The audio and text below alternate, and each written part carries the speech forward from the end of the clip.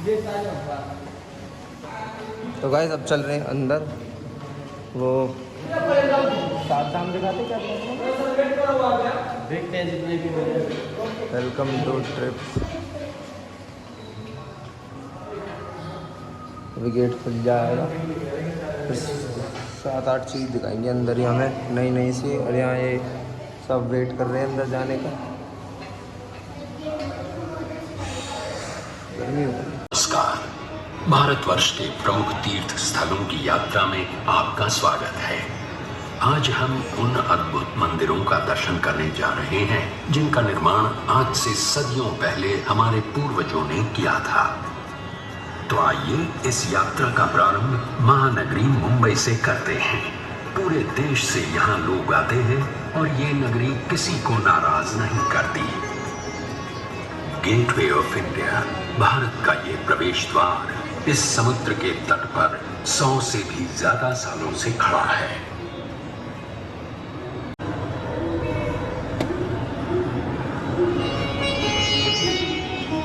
यहाँ के जो प्रमुख मंदिर हैं, उनमें से एक है श्री गणेश जी का श्री सिद्धि विनायक मंदिर। तो पहले दर्शन करते हैं श्री गणेश जी के, और दर्शन करने के साथ ही साथ ले लेते हैं गणपति बाप्पा का आशीर्वाद भी। इस मंदिर का निर्माण श्रीमती देवबाई पाटिल ने 16 नवंबर सन 1801 में करवाया था। ये मंदिर और ये देवता यहाँ आने वाले किसी भी श्रद्धालु को निराश नहीं करते और सबकी मनोकामना पूरी करते हैं।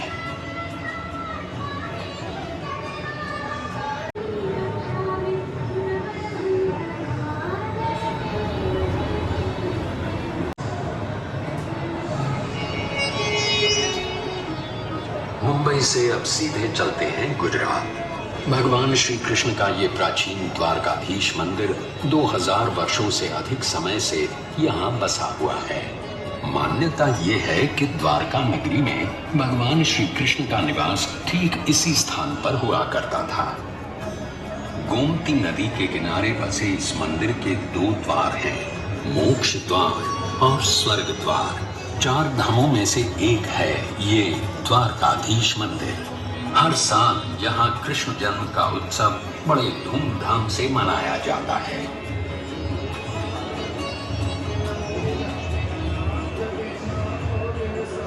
नर्मदा के उस पार उत्तर दिशा में होगी।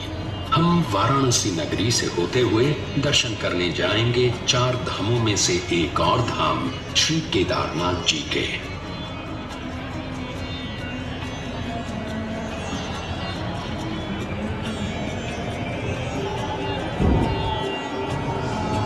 केदारनाथ शिव जी का मंदिर है। इसे खुद पांडवों ने बसाया था, ऐसा माना जाता है।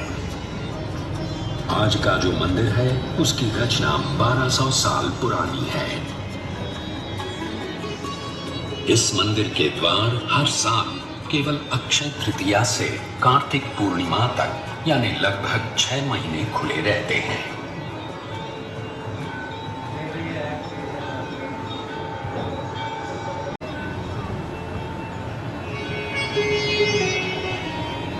हिमालय के गढ़वाल क्षेत्र की पहाड़ियों में बसा बद्रीनाथ जी का मंदिर भी लगभग 3000 वर्ष पुराना है।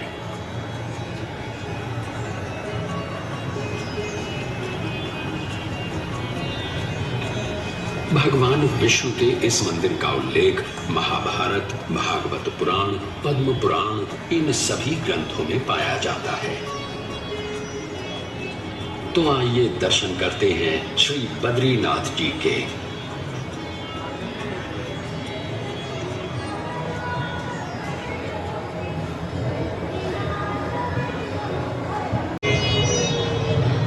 सदियों से लाखों करोड़ों लोग आषाढ़ी एकादशी के दिन भगवान विट्ठल के दर्शन के लिए महाराष्ट्र के पंढरपुर पहुंचते हैं।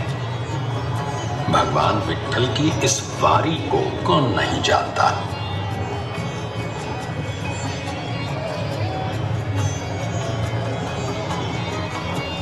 800 साल पुराना ये मंदिर भक्त पुंडलिक की भक्ति का प्रमाण भी है और महाराष्ट्र की संत परंपरा का आधार भी।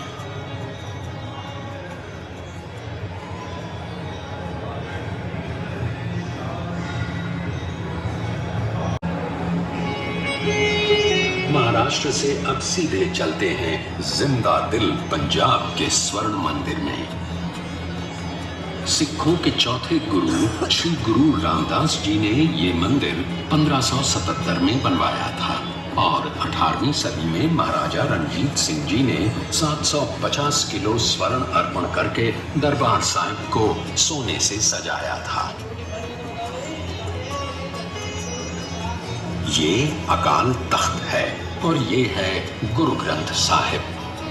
वाहे गुरु जी दा खालसा, वाहे गुरु जी दी फतेह, जो बोले सो निहाल, सत श्री अकाल।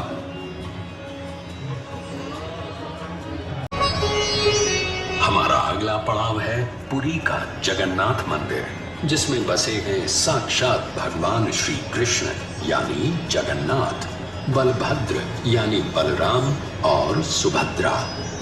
भगवान जगन्नाथ का ये मंदिर सुप्रसिद्ध 4 धामों में से एक है और 4 धाम की यात्रा की शुरुआत भी यहीं से की जाती है।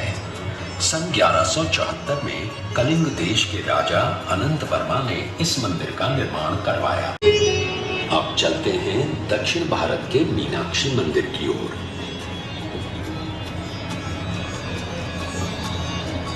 मीनाक्षी जो देवी पार्वती का रूप है, उनके मंदिर का ये 1000 स्तंभों का दालान है। 2500 वर्ष पुराने इस मंदिर के 50 मीटर ऊंचे 14 गोपुरम वास्तुशिल्प के सौंदर्य का प्रतीक हैं। इस मंदिर में 33,000 मूर्तियां हैं और यहाँ दर्शन के लिए रोज 15,000 से भी अधिक भक्त आते हैं। आंध्र प्रदेश के चित्तूर की ये पहाड़ियां हमें पहुंचाएंगी भारत के सबसे प्रसिद्ध मंदिर तिरुपति बालाजी के दर्शन के लिए। 1700 साल पुराना ये मंदिर हमारे प्राचीनतम मंदिरों में से एक है। इस मंदिर में संस्कृत, तेलुगु, तमिल और कन्नड़ भाषाओं में इतिहास बताने वाले 640 शिलालेख हैं। 70,000 से भी अधिक भक्त यहाँ प्रतिदिन श्री बालाजी का दर्शन करने आते हैं। तो आइए हम भी श्री बालाजी के अब चलते हैं शिरडी में।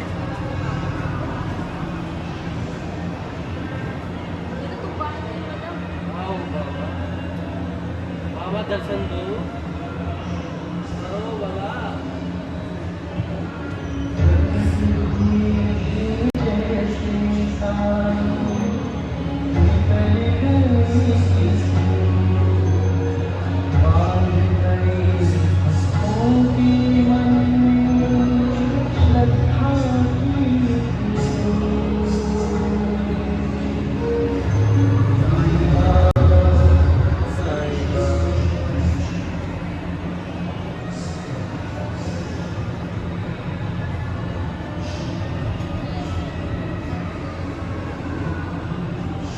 जब दूसरे एडवेंचर पे चल रहे हैं ऊपर 3D मूवी 7D मूवी मिलेगी ऊपर हमें देखने के लिए। लंका दहन करने जा रहे हैं हम राम को देखते हुए।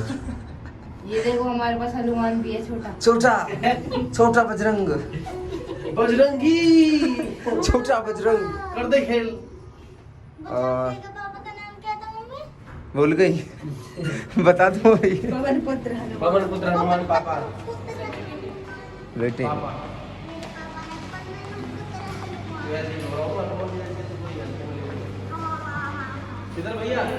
वेटिंग है। तो अब हम आ चुके हैं पिक्चर देखने। 7D मूवी है भाई, मज़ा आ जाएगा। मतलब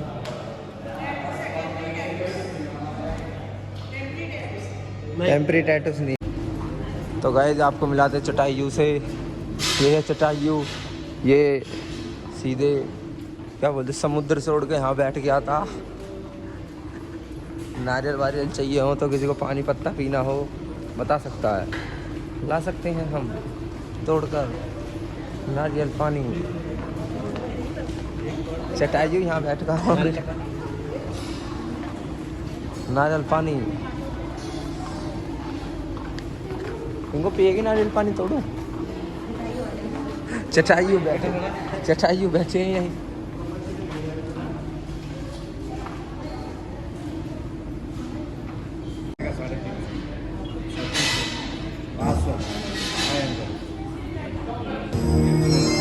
450 मेरा है, 50 का।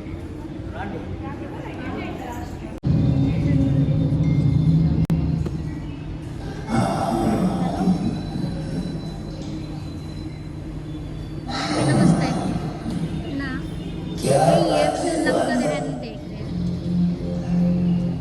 किस चिंता में तुम हो? हाँ वही प्रणाम रुद्रराज, आप महान हैं। मैं जामवंत और ये मंगल, हम वानर राज सुग्रीव के सेनापति हैं। आप अवश्य हमारी सहायता कर सकते हैं। समस्या क्या है? लंकाधिपति दुष्ट रावण ने कपट से सीता मां का अपहरण किया है। आपके भ्राता क्रोधराज जटायु ने रावण से युद्ध कर उसे रोकने का असफल प्रयास किया। युद्ध में वो घायल हो गए। अपने प्राण त्यागने से पहले उन्होंने ये सूचना प्रभु रामचंद्र को दी।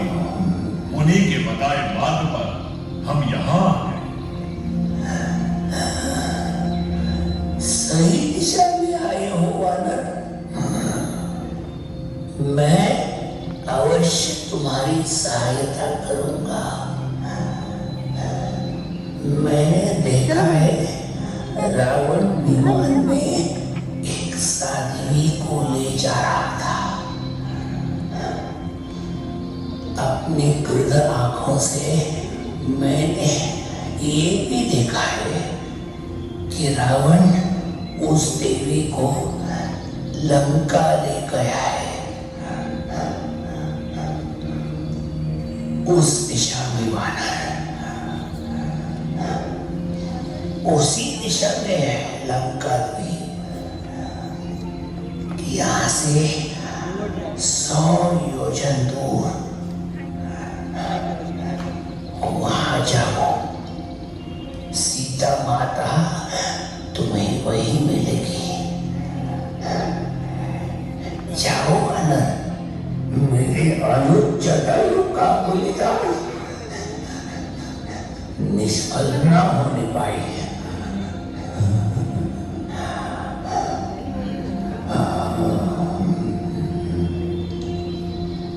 मैं एक छलांग में 30 योजन जा सकता हूँ। मैं 60 योजन जा सकता हूँ। हम में से किसी ने भी ये समुद्र पार करने की शक्ति नहीं, मगर 100 योजन की दूरी तो केवल वीर हनुमान ही पार कर सकता है। उसी को जाना होगा। चलो भाई हनुमान के पास चलते हैं। प्रणाम रुद्रराज, हम चाहते हैं। चलो चलो हनुमान के पास।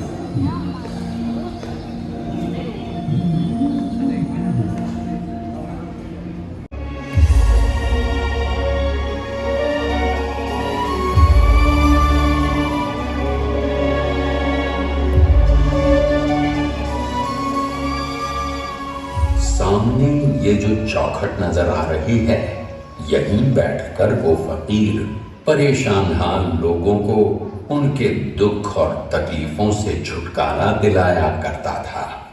वो उनकी टूटी उम्मीदों को फिर से जगाकर उन्हें जिंदगी जीने का नया हौसला देता था। यही वो जगह है जहां वो दरवाजे पे आए भूखों को खाना खिलाता था। यहाँ वो अपने शागिर्द दासगणों, महासापति और अब्दुल के साथ बैठकर दुनिया के तमाम रहस्यों पर घंटों तक बातें किया करता था और उन्हें सुलझाया करता था। वो फकीर अपने साथ ये ईंट भी लाया था। इसे वो अपने गुरु की सौगात मानता था। इस ईंट के अलावा उस फकीर के पास था सिर्फ ये पानी का मटका और कुछ भी नहीं। ये है उस फकीर की पवित्र धुनी। इस धुनी की विभूति के चमत्कार का न जाने कितने भक्तों ने अनुभव किया है। वक्त बीतने के साथ इस फकीर का नाम पूरी दुनिया में फैलने लगा और दूर दूर से लोग अपनी मुरादें लेकर इस मस्जिद में आने लगे। उस फकीर ने अपने इस दर का नाम रखा द्वारका माई। माई यानी माँ, और उस माँ ने फकीर को ममता के आंचल में हमेशा के लिए बसा लिया। और आज जब आप उसी द्वारका माई में आए हैं तो ये कैसे हो सकता है कि द्वारका माई का वो बेटा आपको खुद न मिले?